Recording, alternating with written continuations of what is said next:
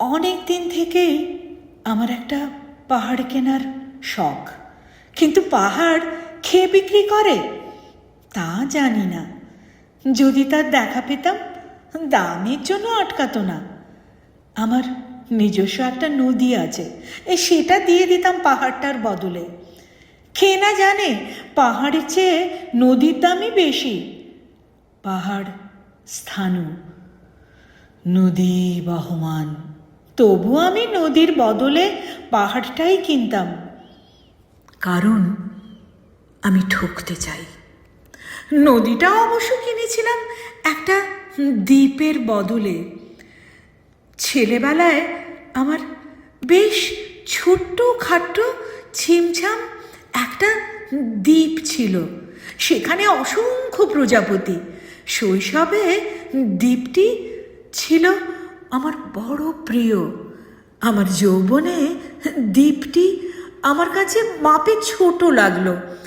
প্রবহমান ছিপছিপে তন্নি নদীটি বেশ পছন্দ হলো আমার। বন্ধুরা বলল, ওইটুকু একটা দ্বীপের বিনিময়ে এত বড় একটা নদী পেয়েছিস, খুব জিতেছিস তো মাইরে। তখন জয়ের আনন্দে আমি বিহ্বল হতাম। তখন সত্যিই আমি ভালোবাসতাম নদীটিকে। নদী আমার অনেক প্রশ্নের উত্তর দিত, যেমন, বলো তো আজ সন্ধেবেলা বৃষ্টি হবে কিনা। সে বলতো, আজ এখানে দক্ষিণ গরম হাওয়া, শুধু একটি ছোট্ট দ্বীপে বৃষ্টি, সে কি প্রবল বৃষ্টি, যেন একটা উৎসব।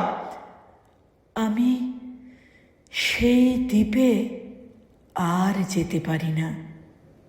সে জানতো, সবাই জানে, শৈশবে আর ফেরা যায় না।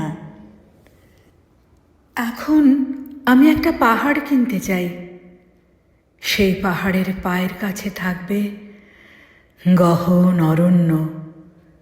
আমি সেই অরণ্য পার হয়ে যাব। তারপর শুধু রুক্ষ কঠিন পাহাড়, একেবারে চূড়ায়, মাথার খুব কাছে আকাশ, নিচে বিপুলা পৃথিবী, চরাচরে তীব্র নির্জনতা। আমার কণ্ঠস্বর সেখানে কেউ শুনতে পাবে না। আমি ঈশ্বর মানি না, তিনি আমার মাথার কাছে ঝুঁকে দাঁড়াবেন না। আমি শুধু 10 দিককে উদ্দেশ্য করে বলবো, প্রত্যেক মানুষই অহংকারী। এখানে আমি একা।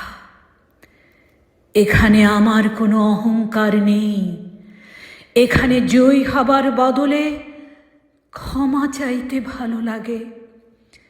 হে 10 দিক, আমি কোনো দোষ করিনি। আমাকে ক্ষমা করো, আমাকে ক্ষমা করো, ক্ষমা করো।